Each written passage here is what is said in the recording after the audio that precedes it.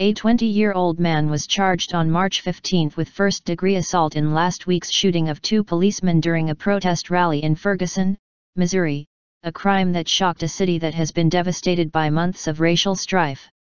The suspect, Jeffrey Williams, has admitted to firing the shots that wounded the officers early on Thursday, said St. Louis County Prosecuting Attorney Robert McCulloch.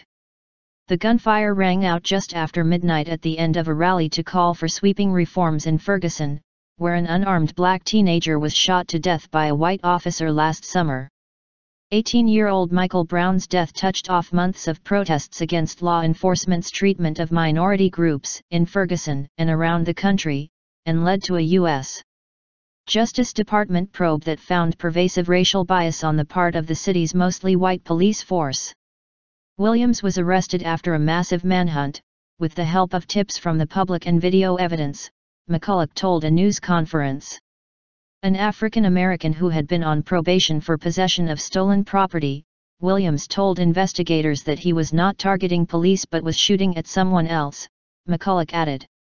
A county police officer, 41, suffered a shoulder wound and a 32-year-old from a nearby police department sustained a facial wound in Thursday's shooting.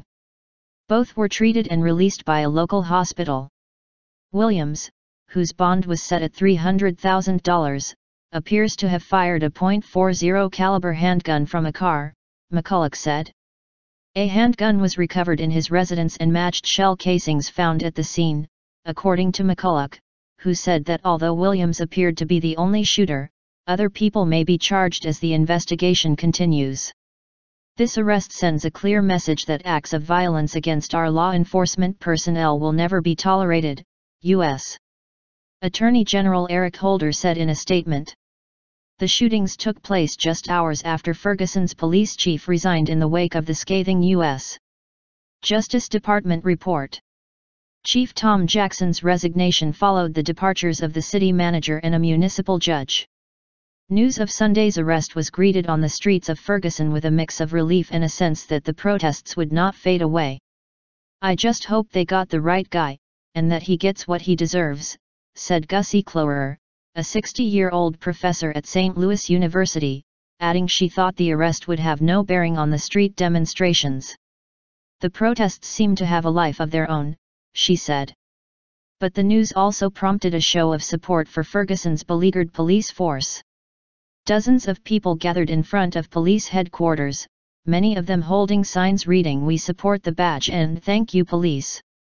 The Justice Department report said Ferguson police overwhelmingly arrested and issued traffic citations to African Americans to boost city coffers through fines.